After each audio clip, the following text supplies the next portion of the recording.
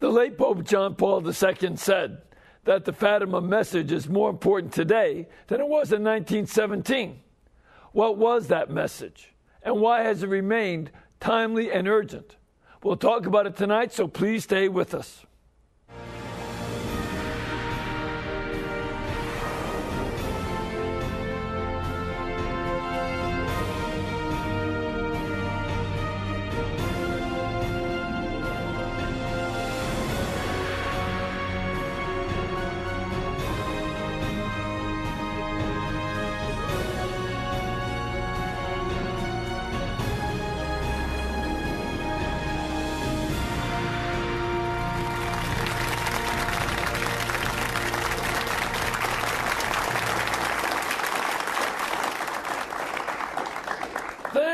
Thank you, and welcome. I'm Father Mitch Pacwa, and welcome to EWTN Live, our chance to bring you guests from all over the world.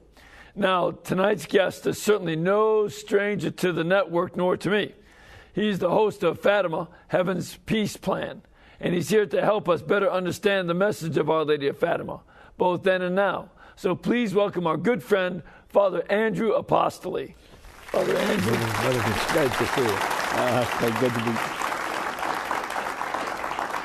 It's always a pleasure to be with you and to be on your show. Well, it's a delight having you here too, because you do a great job.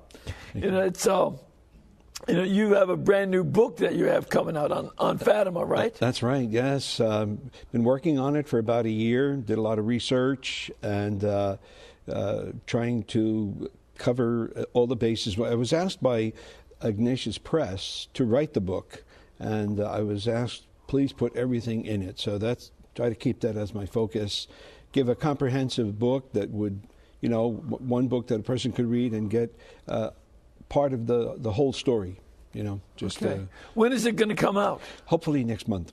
Next month? It's in November. November, okay. Yeah. Cool. We've been working very hard. It's, as I said, it took about a year.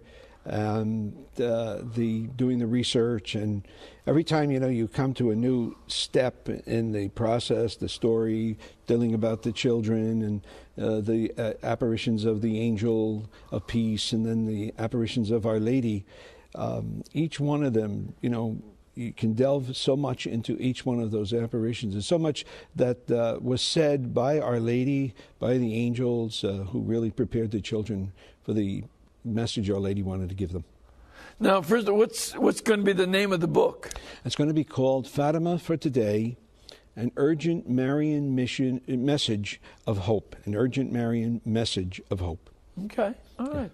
Now, for a lot of our audience may not know that much about Fatima.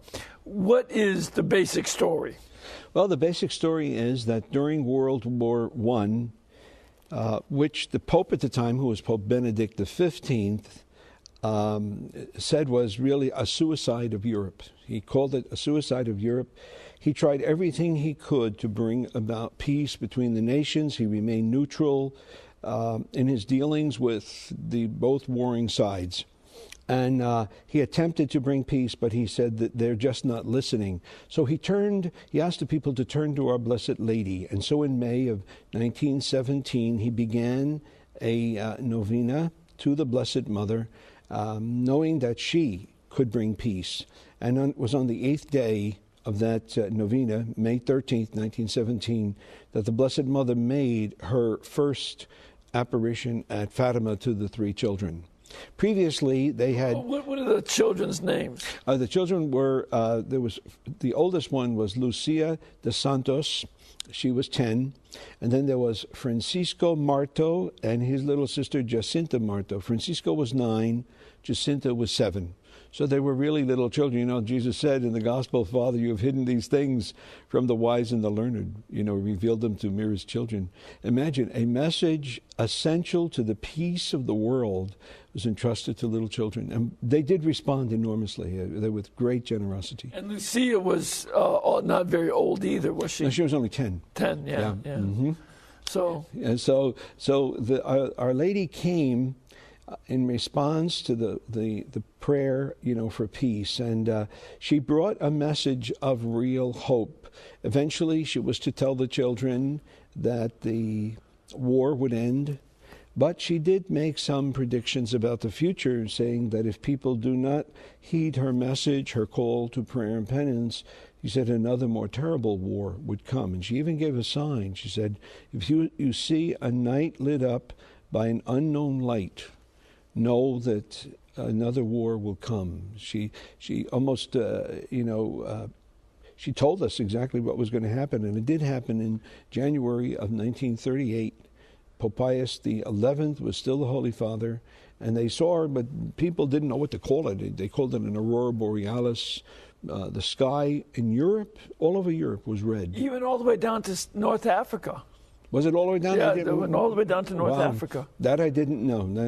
But I know in the United States, there were people who saw this red in the sky, and they were assuming that parts of their city, which they couldn't see, were on fire. They were calling the fire department and saying, this red must be being caused by a fire at night, because it was at night. And it was the sign. Sister Lucia insisted that was the sign that Our Lady had said. And tragically, World War II came, and it was so, the Anschluss of Austria was the annexation of Austria happened just a couple months after that, in March of 1938. That's correct. And that's why well, actually, there was something else where it had actually begun. I'm not sure if the annexation took place before that. No, it was after. No, was that after that? Okay. But there was some other event that was looked upon as the beginning of World War II. See, she predicted that it would come during the reign of Pius XI. That's right. Pius XI died in 1939. Right. Yeah, that's right. That event took place, and at first, people were saying, well, the war wasn't declared until after Pius XI had died, and Pius XII was Pope. But that annexation of Austria by the Germans was the beginning, really. Yeah, and then, of course, there was the invasion of the Sudetenland, right. And then the annexation of, basically the conquest of all Czechoslovakia. Yeah, right. So all that was going on. All those events, right, and then war broke out, and the great conflict. And, Pius XII was to play a very pivotal role in responding to what Our Lady wanted us to do for peace. When she made the prediction of war, that was on the July apparition, the July 13th apparition.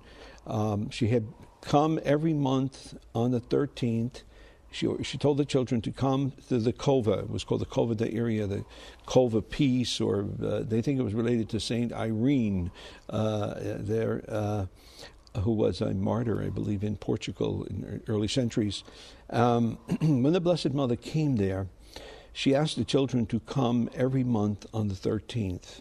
And it was on during the July apparition of the Blessed Mother that she came, and that's where the so-called 3 secrets of Fatima came from, that particular apparition. See, today is October 13th. As you know, it's the 93rd anniversary of the great miracle of the sun. Most people, I think, look upon this the last apparition, as the most outstanding and perhaps the greatest. But in terms of the message, it's not the most important. The most important is the July apparition, right, with the so-called 3 secrets. But the miracle of the sun was requested by Lucia. Lucia asked Our Lady, the people want a sign that you're coming here, and they want to know who you are. So she said, in October, I will give a sign that the people will know that I have been appearing here to you, and that also that I will also not only give a sign, but I will tell you who I am. And remember, she revealed her name as Our Lady of the Rosary. The one thing that she asked in all the apparitions that she made, those 6 apparitions in the Cova, was pray the Rosary every day. That's the one thing she mentioned in all 6 of her apparitions. And the Rosary, of course, plays such a prominent part in Mary's plan. She said the Rosary was powerful enough to stop wars. Several times in the apparitions, she asked the children, pray the Rosary that the war might end.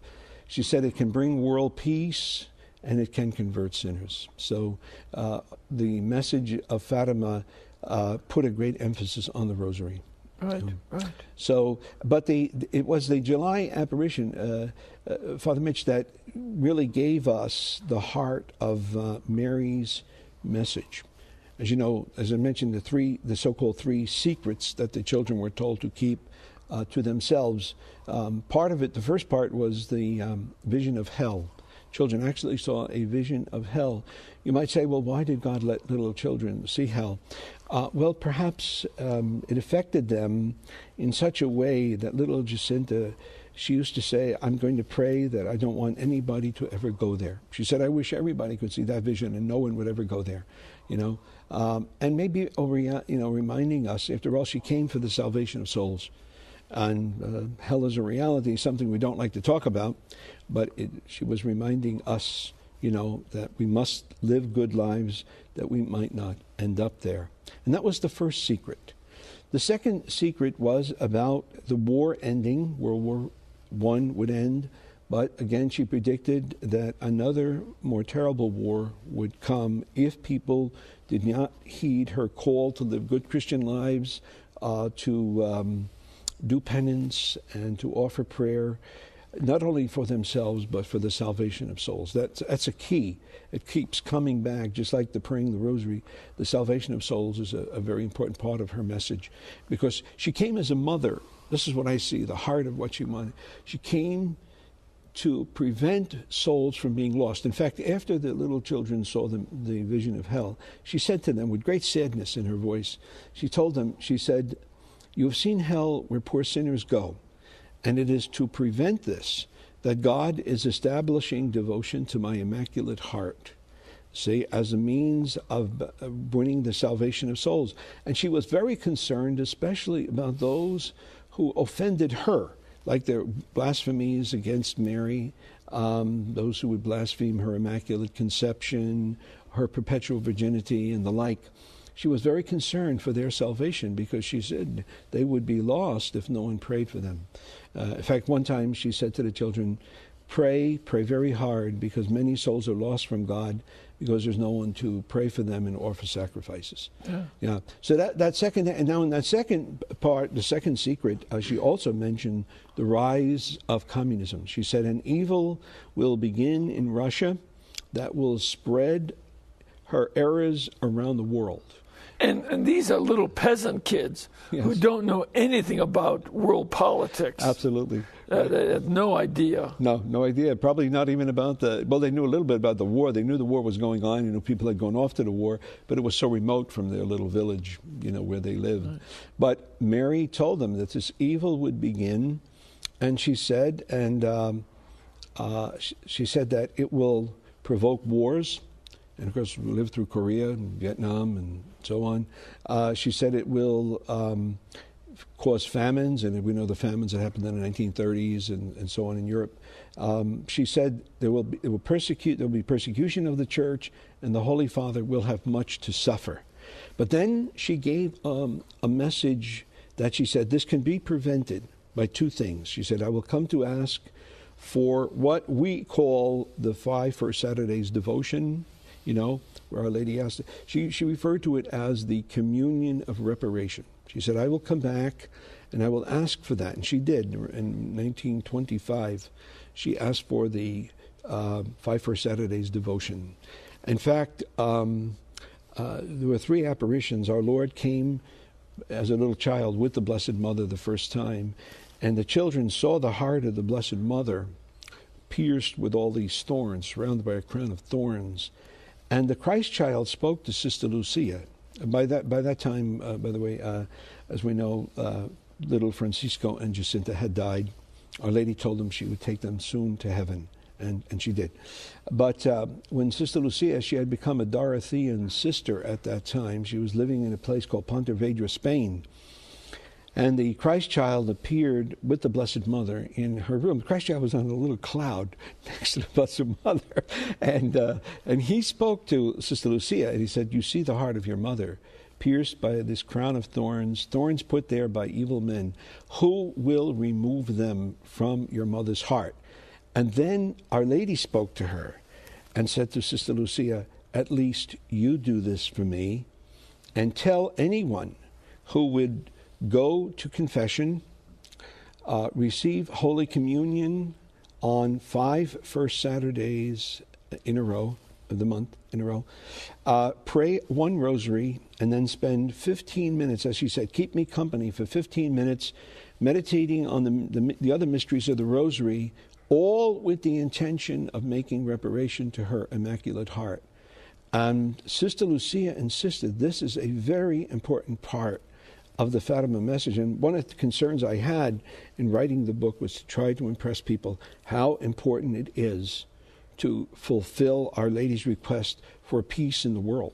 You know, and Fatima is still very important. As Pope Benedict, when he was at Fatima back in May this year, he said the prophetic mission of Fatima is not over. It can't be over until we have the complete triumph of the Immaculate Heart, and until, you know, peace is restored in the world. You know, so, but she promised it, you know, and that's why that little quote you mentioned at the beginning of the show, when Pope John Paul said, Fatima is more important now in 1917. And we see it. We see that the world could be on the verge of a nuclear holocaust, and, you know, but Mary's message of peace is still very, very vital. You know, we don't have the same problem with communism. Communism has fallen, but we have other dangers like, you know, worldwide global terrorism, especially from various radical Islamic groups. Yes. And this is one of the things that, you know, would still be very valid for people to pray for. Mm-hmm. And offer their first five Saturdays of reparation for the terrorists. Yeah, you know what else too, Father? I feel, Father Mitch, is the secularism that's pervading all. I mean, look at Europe. I mean, the church, which was a vital factor in the lives of so many people, today is so diminished in influence and participation. You know, people are not practicing their faith. Right. This secularism and a growing religious indifference. See, that's, to me, because I see secularism as the byproduct of communism. Yes. You know, I remember one of his talks, Bishop Fulton Sheen said, every 500 years, the world and the church go through big turmoils, and he said, you know, for example, he said in the first 500 years the church had all the heresies, you know, and attacking the divinity of Christ and the Trinity. Remember all those Trinitarian heresies? And he said, but in the world, he said, it was the collapse of the Roman Empire. He said, then he goes on to trace, you know, other things, another 500. But he said in our era, he said one of the greatest changes occurring in our time is technology. You know how we have changed in just 100 years. I mean, from a time we didn't have any airplanes to we were sending people to the moon, you know. But he said the turmoil of our time, or the struggle, the religious struggle of our time, he said, is secularism, the spirit of the world entering into the church. And I see that as what Mary is warning us about, because that was really shipped out by the communists. Remember, they brought government with no God. You know how many people saying? Well, exactly. You know, one of the things that you hear quite frequently is people will say, "Well, there's separation of church and state in the Constitution." That's not in our Constitution, That's right. But it was in the Soviet Union's Constitution. That's right. And so they bring in something that was part of the Marxist system, and people, you ask most people, I say, well, of course you have separation of church and state. Not in our Constitution. All we have is non-establishment of a religion by Congress. That's right. That's what we have. But not separation of church and state. So that secularism that's brought in from a Marxist perspective has certainly come into a very popular point of view. Yeah. You know, it's a little strange incident. Recently, I guess I was selling some of my books and tapes and so on, and somebody must have given a $20 bill to pay for a book or something. And on the back of the $20 bill are the words, "In God We Trust." You know what someone stamped over that? He stamped it right on there. "Get God off my money." Imagine that. Get God off my money. I said, you know, I think that money came from the Lord. I mean, all the blessings we have are God's blessings. As a matter of fact, by having stamped it that way, they just broke federal law. Because you can't deface the money. Yeah. Yeah. So.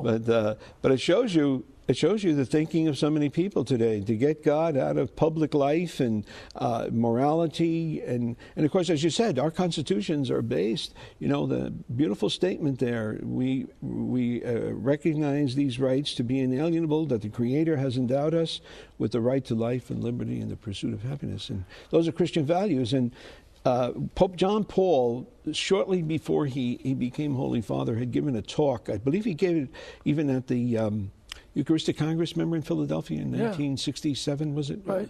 And he said that we are in a warfare that even many Christians have no idea is going on, but it's threatening not one nation, or he said it's threatening the whole Christian culture that has built up for 2,000 years. And I think we saw that. We've seen signs of that even in our nation. One of the ways I've described our cultural situation, I did some CDs called Cultural Conflict. And I look upon the secularism as bringing a rot into the tree of our culture. Meanwhile, the radical Muslim terrorists are coming with hatchets.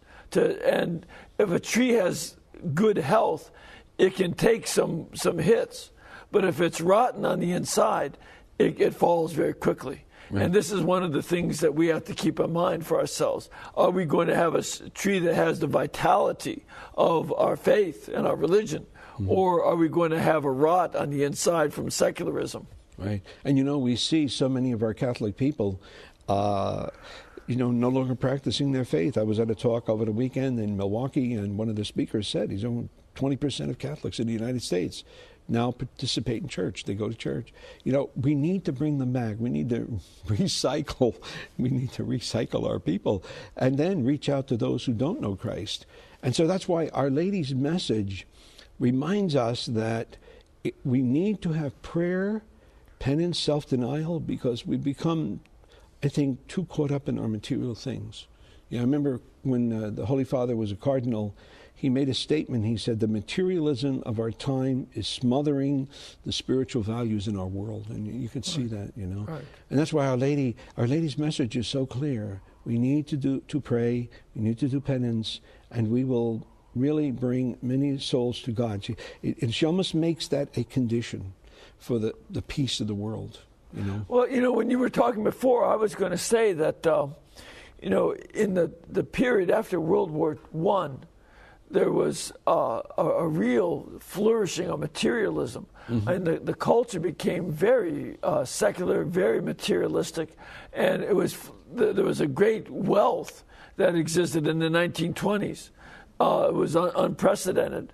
But that precisely is what led to the crash of the 1929 and the global depression, mm-hmm. So that people overspent. Mm-hmm. And, their own materialism undid themselves. That's right. And I fear that something like that may be going on today. Yeah. Well, I think God is kind of reminding us that these blessings are from Him. When we take them for granted and we forget Him, we forget to thank Him, as Father Benedict used to say, it's a word from our sponsor. These events that are happening in the world, remind us that God is still in charge. Yeah. And so many people need that. It's interesting, too, that after the communists took over, I had done some reading on this years ago, but they had a conference in Dusseldorf, Germany, in which the communists plotted how to destroy the West. And they were going to tried to promote immorality, especially among the young. They targeted the young. Pornography.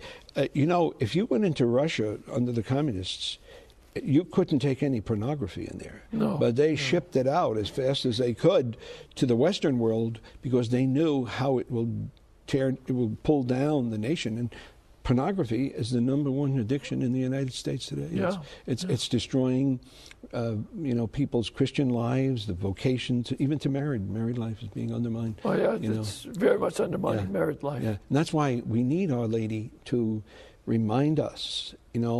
We have to live good Christian lives. We have to be a counter force, in the world by bringing the spiritual values. And Mary will keep her promise. She will triumph. But we got to ask her. Now, Pope John Paul II had a very special relationship to Our Lady of Fatima. That's right. Tell us a little bit about that. Well, of course, Father Mitch, it was on May 13th, 1981. The Holy Father was in his little Pope mobile there at St. Peter's. He had just picked up a little baby and gave the little baby a kiss, gave it back to her little girl named Sarah, gave the little girl back to her parents, and all of a sudden a shot rang out. Then a second shot followed immediately, and the Holy Father fell, wounded. His secretary, Jivich, grabbed him in his arms. They rushed him to the Gemelli Hospital. He lost about 4 pints of blood, and he was very close to death. And they had to remove, I think, 20 inches of his intestine, all of his, inner organs, not the major ones. It's funny, but so much internal damage was done to him. But it took 5.5 hours of operating, and they saved the life of the Holy Father. And they also saved the bullet, didn't they? That's right. And you know that bullet, Father, when it didn't go straight through him, it went and it almost made curves. It missed every vital organ in his body by fractions of an inch. And that's why he said later on, when he realized the connection between May 13th and then May 13th of Fatima, May 13th of his assassination, he actually didn't recognize it the first time he was in the Gemelli Hospital. He was there for about 3 weeks, but he got sick again. They had to bring him back. And while he was back there, he was thinking about the assassination attempt, and he realized May 13th. And that's when he asked that from the secret archives where they had kept this hidden, he asked to see the third secret. And as he read it, it talked about this line of people, beginning with a bishop in white, who go up this mountain and pray before this cross. And as the Pope was praying, he was shot. He was shot with guns and even arrows, and the Pope dies in that dream. And as soon as he read that, he recognized, that's me. And he said, I should have died. In fact, the way he put it is, not so much the Blessed Mother prevented me from dying, she took me back from death. And that's how much, how close he was to death. And as a result of that, he felt so grateful to Mary. He wanted to fulfill the request to make the consecration of Russia to her Immaculate Heart. And he wanted to do this out of love for her, and of course, knowing its importance, for the peace of the world. And that was a whole part of the history. He did it actually twice. Once while he was still in the hospital, he wrote a prayer, but it wasn't with all the bishops of the world. And the second time, which was a year after the assassination attempt, he went back on May 13th. That's when he took the bullet. They found the bullet, and they put it into the crown of the Blessed Mother there in one of the statues at Fatima. He made another attempt at the consecration, but he had sent letters out to the bishops, but they never got there on time. It was too late. So he knew that it was not fulfilling Our Lady's request to have the consecration made by the Holy Father with all the bishops of the world. See, they didn't get the letters on time to do that, but he talked to Sister Lucia and, reviewed everything, and then he finally sent the letters out on December the 8th, 1983, and on March 25th, 1984, he made the consecration there. He even had the statue from the Cova, from Fatima itself, brought to Rome, and there were several hundred bishops there. And then, of course, all the bishops around the world had received the letters, and as many as chose to do it joined with him. And it was really the majority. It was a kind of moral unity. It wasn't 100%, because there was 3,000 bishops, And I used the example in my book. I said, if our Lord on Holy Thursday could not get 12 apostles to do the right thing, one of them denied him, another one betrayed him, 9 of them ran away. One of them remained, and the apostles the bishops are the successors of the apostles. They say, how could Pope John Paul get 3,000 bishops to do this? Right. But he made every attempt, and even Sister Lucia said he would do all that he could. And later on, she said that heaven had accepted that consecration. But he was so grateful for that, And he was an extremely courageous man. I spend a little bit of time speaking about his life. Do you know he lost every member of his immediate family by the age of 20? He had nobody. Yeah, right. Nobody. Yeah, he suffered, and yet when we see pictures of him with the little children and people, he certainly had a way of expressing his humanity and loving people and encouraging them, you know. Well, I've got to take a break, but we're going to come back in a couple minutes, and we want to get your comments and your questions as well as those of our studio audience. So please stay with us.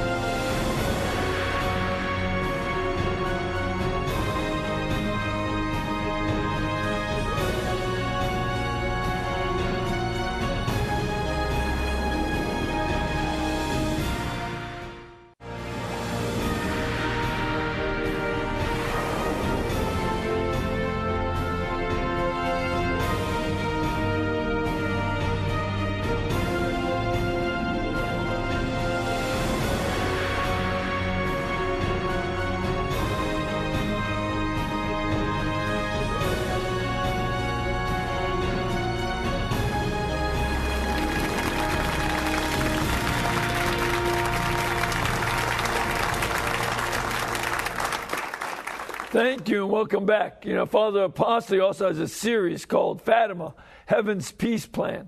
And this is available through EWTN's religious catalog.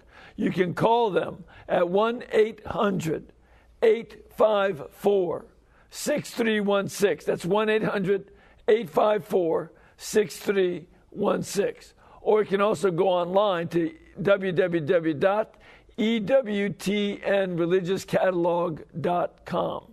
And you get information about that and order that series. Yeah. You know what, too, Father Mitch? I had done a little series on the 5 First Saturdays devotion, which is also available through Religious Catalog. Oh, that's good to know. All right, good. So get that as well. So important. That's very important. Yeah. Now, also, we want to encourage you to come here on pilgrimage. We have a number of people here. EWTN's radio affiliates are here. How many are you from radio? See, great, good, because we're having a radio convention here, and it's great to have all of you over here. It's a delight to have you in the audience. And, you know, our radio folks are here on pilgrimage, but we'd also like to have you come on pilgrimage. You don't have to own a radio station to do it. And if you can come here on pilgrimage, please contact our pilgrimage department at 205-271-2966. That's 205-271-2966, or you can also go online to www.ewtn.com, and they'll help you find places where you can stay, as well as give you the scheduling for the masses, both here and in Hansville, as well as tours of the studios and the schedules for the TV shows, so you can come and join us, because it really makes it a lot more fun to have you in the studio audience. So come on down and visit us here in Alabama if you get a chance. Are you ready for some questions? All ready, Father. All right, let's start off with a call. We have Connie on the line. Hello, Connie. Hello, good evening. Where are you from, Connie? Oh, I just have a question. I was wondering what the secular world, what the non-Catholics believe about Fátima. Do they accept it, or do they reject the existence of it ever happening? What do you think? Well, I think, Father Mitch, it's a good question, Connie. Remember, Fátima is a private revelation. In other words, it's not part of the public revelation made by Christ and that ended with the death of the last apostle, which is essential for our Catholic faith. It is a private revelation, and you can give to that private revelation as much credence as you see evidence for it. But I think as Catholics, you know, the approval of in other words, the Church's approval, acceptance that Fátima was a true revelation from the Blessed Mother, happened so quickly. It happened within, I think, 13 years. I think by 1930, it had received approval. And And that's very, very quick. And of course, with the miracle of the sun, 75,000 people saw that. And what was the miracle of the sun? Miracle of the sun was, you remember I had mentioned that little Lucia said, the people want to know, she told the Blessed Mother, you're really appearing here. She told her that in July. And the Blessed Mother said, all right, in October, I will tell you who I am, Our Lady of the Rosary, and I will give a sign that the people will know that I'm truly here. And what happened was, at the October apparition, when the Blessed Mother appeared, she was talking to the children. Now, it had rained for 2 days. People were soaked, and the ground was all mud and so on. And when they started the rosary, as Our Lady was, just before she came, the rain stopped. And then Lucia and the children, the 3 children, actually were seeing Our Lady. When Lucia said, she wasn't even conscious of saying this, she just turned to the sun and she said, look at the sun. Because she had said to the Blessed Mother, the people wanted a sign. And Our Lady pointed to the sun. And Lucia, she said she wasn't even conscious of the crowd behind her, 75,000, at least 55,000 in the Cova. She said she was just spontaneously moved to say, look at the sun. And all of a sudden, what the people saw was the sun starting to emerge through clouds, and then all of a sudden, it started to spin. It started to send off colors. It started to move in the sky for about 10 to 15 minutes. I was in Fátima one time at a hotel, and this man showed me a photograph taken by someone of the crowd looking, let's say, in this direction at the sun. And he told me, Father, the sun is always over here. It's never there. That's how far the sun was. They called it dancing in the sky. And that went on for 15 minutes, 10 to 15 minutes. People saw the colors coming. Some of the testimonies, which I write about in my book, some of the people said that because of the rays that the sun was giving off, people seemed the green and orange and red, all these colors were coming off the sun. And then all of a sudden, the sun began to hurtle as if it became detached from the sky and began to hurtle down to the earth. People thought it was the end of the world. People were confessing their sins. They were screaming for mercy, you know. They thought it was all over. And all of a sudden stopped, and back the sun went. And, you know, it's hard to say it was a mass hysteria. I mean, 55,000 people. And there were a lot of skeptics there. There were a lot of atheists. You know, the Masons were very strong, they were in control of Fátima, of Portugal at the time. And you know what's also interesting? When the children were supposed to go to the Cova for their apparition in August, they were abducted by the administrator, who was a Mason, and he was trying to stop the word of these apparitions. He wanted the children to confess that they made up the whole story. He even threatened to boil them in oil and, you know, and everything. The Blessed Mother told Lucia, if that had not happened, the miracle would have been far greater. But remember, even Jesus, when he was working miracles, he couldn't work any miracles in some places because their lack of faith hindered his power to work those miracles. But to go back to the original question, too, this is a very powerful sign. Yet, to be a Catholic, is it necessary that one must believe in what happened? No, you don't have to believe that Fátima actually occurred. I think it would be foolish not to. There's so much evidence for it, you know, and it really, the message of Mary simply reinforces what we already have in the gospel, see? But whether non-Catholics would believe it, well, I'll tell you this, when the statue of the Blessed Mother of Fátima comes into Muslim countries, they go and pray to her, because remember, Fátima was the name of the daughter of Muhammad's first and favorite daughter. They have a love for Our Lady of Fátima. In fact, Bishop Sheen, in his beautiful book on the Blessed Mother called The World's First Love, he has a whole chapter on Our Lady of Fátima and the Muslims. And he said it was because the Muslims do believe in the Immaculate Conception of Mary. They believe in her virgin birth, you know, that she gave birth to Christ. Unfortunately, they don't believe that Jesus is the Son of God. That's the problem there. But they do venerate her. She's the only woman mentioned in the Quran. By name. By name, right. By name, right. And, other women are mentioned, but not by name. Yeah. And even Muhammad made the comment. He said, my daughter Fátima will be the greatest woman in heaven after Mary. Isn't that interesting? So because of that love, Bishop Sheen said that the Blessed Mother went to the only place in all of Portugal with a Muslim name.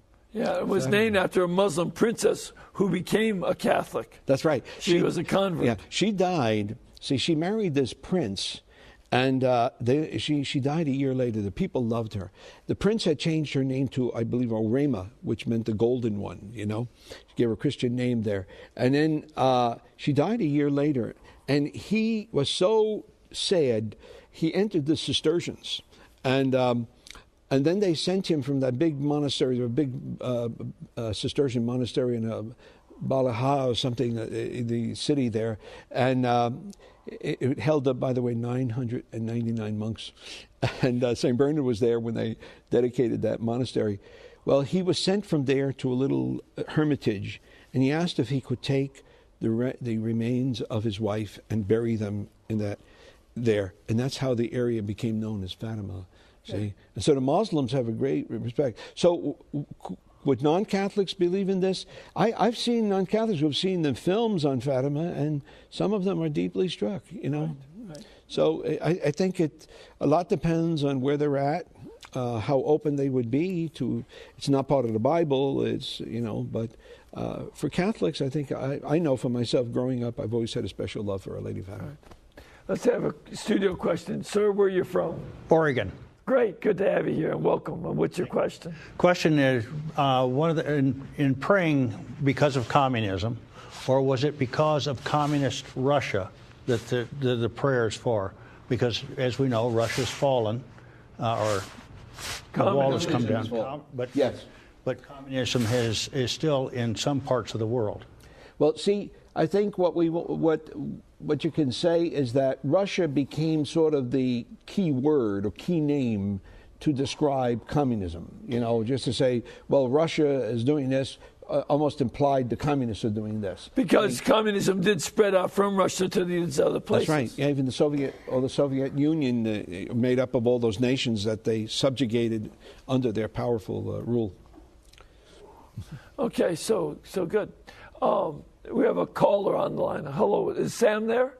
Yes, Father. Hi, Sam, where are you from? I'm from Montana. Great, and what's your question? You know, it's my understanding that when the children realized who they were talking to, they asked the Blessed Mother if they would be going to heaven. And she had said that, yes, Jacinta and Francisco would be joining her soon, but Lucia would remain on earth for a considerable amount of time. But one of the stipulations that she had directed towards Francisco, that he was going to have to say many rosaries in order to get to heaven. And I'm just curious as to why she would have directed that towards him. Well, you know, when the children, they used to say the rosary, even before the apparitions came.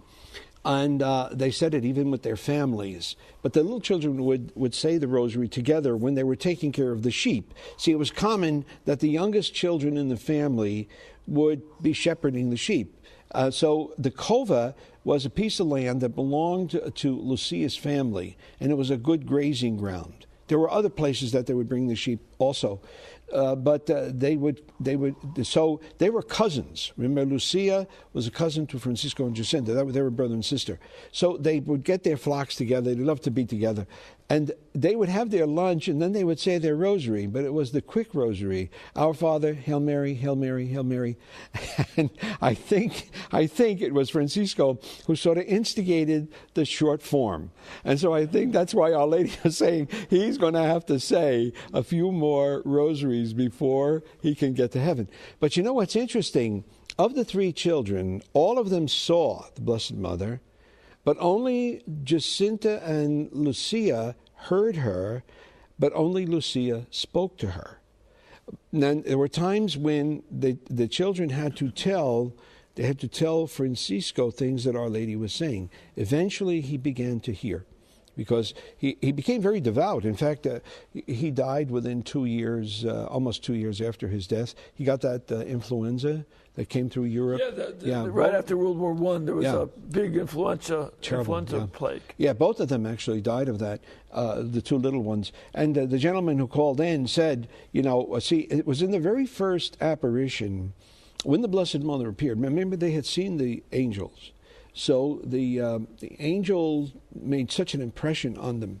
It taught them the mercy prayer, the pardon prayer, rather. My God, I believe, I adore, I hope, and I love you. And I beg pardon for those who do not believe, do not adore, do not hope, and do not love you. And then he taught them that other beautiful prayer called the angel prayer. It was about the Eucharist and reparation.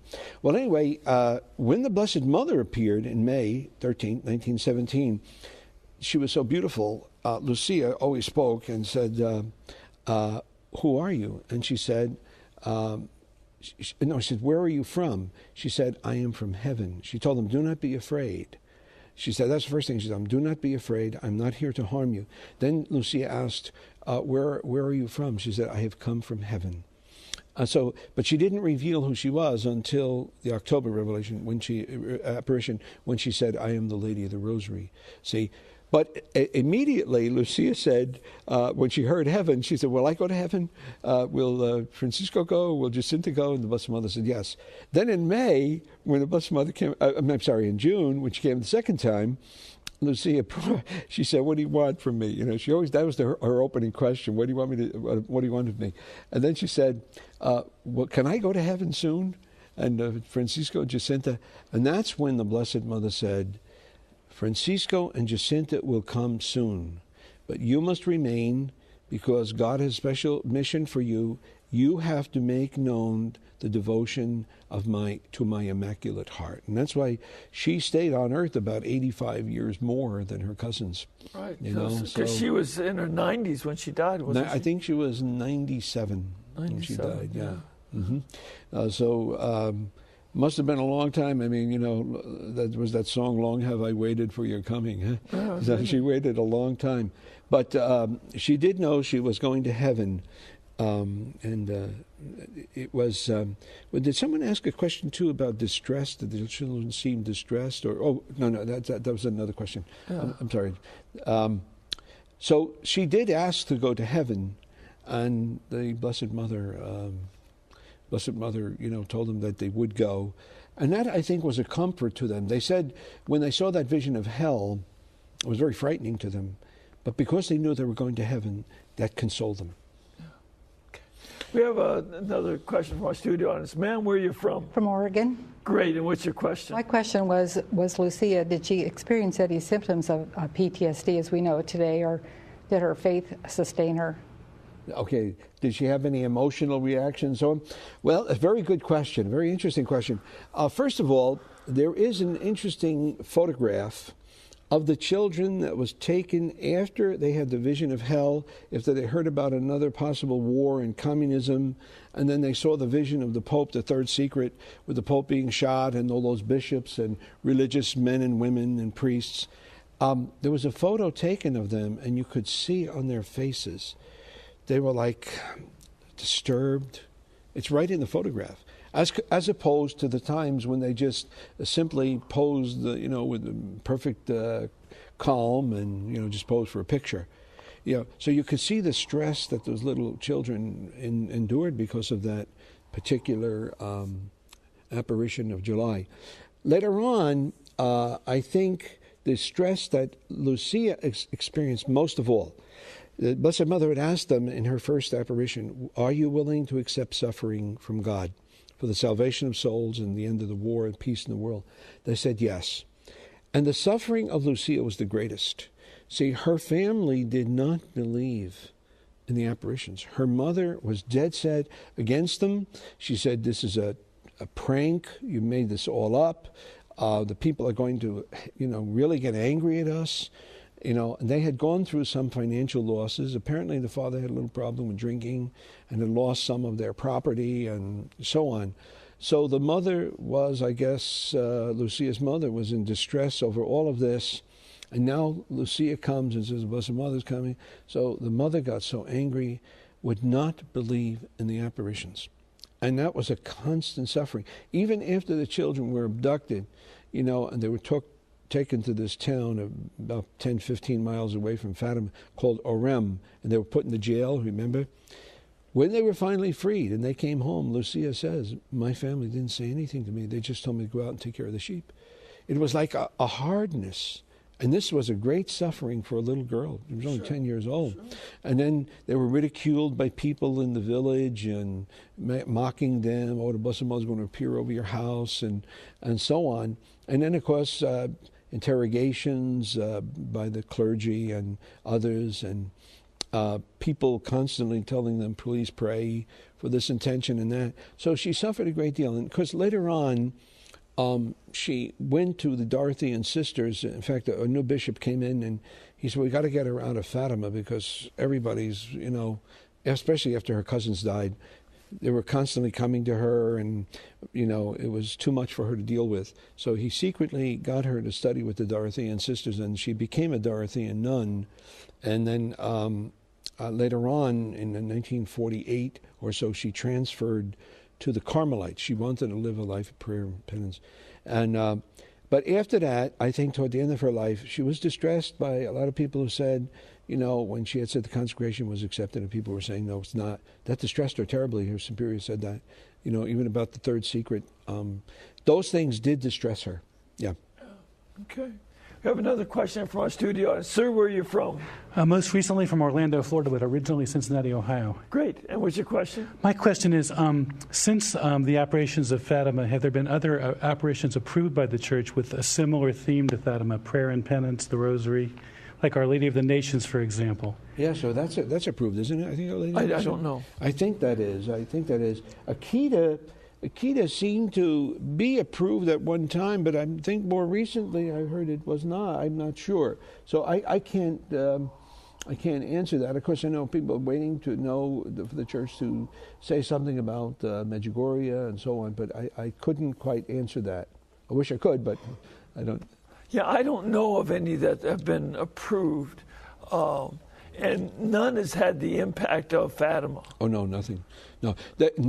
I remember one of the authors I was consulting said, no private revelation has ever received so much of a response from the papacy as Fátima.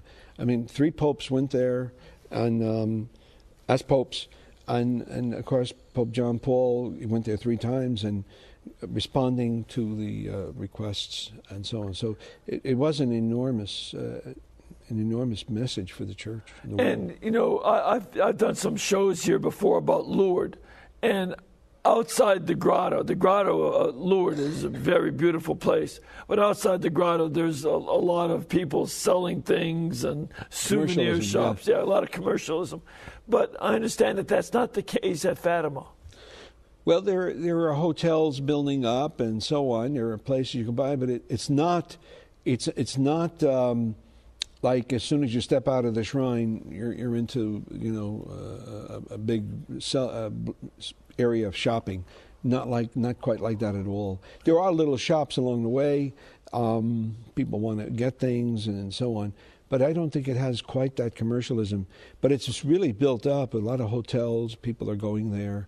And it's a little bit spread out, too, where the village the children lived in is a little hamlet called Algestrel, which was part of the village of Fátima. That's about 2.5 miles or 2 miles from the Cova. And the Cova is where, of course, the main chapel is, the Capellina, they call it, the little chapel. And then the church now, where the beautiful basilica where the children are buried. And that brand new church, they did a huge church with, I think it holds about 5,000 people. Pope was there recently. So that's about 1.5 miles, 2 miles away from where the children live. So you have to kind of move around there. Yeah. Okay, good. Well, I just want to get people to be reminded that you have the series Fátima, Heaven's Peace Plan. That's available through EWTN's Religious Catalog, and you can get it from Religious Catalog by going to www.ewtnreligiouscatalog.com. Also, the phone number is 1-800-854-6316.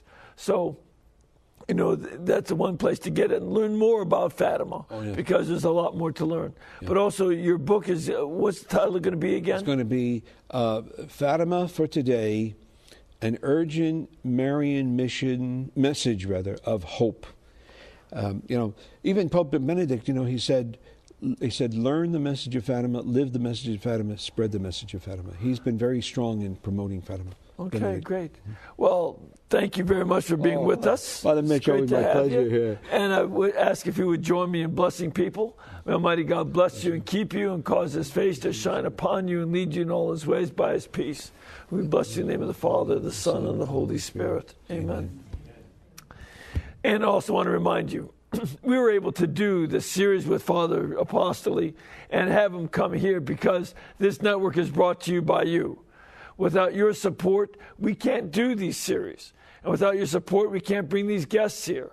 So we're going to ask you to please keep us in between your gas bill, your electric bill, and your cable bill, and we'll be able to pay all of our bills off and bring you more of this kind of programming, as well as continue on with the radio and all the folks what they're doing in radio ministry. God bless you all, and thank you very much.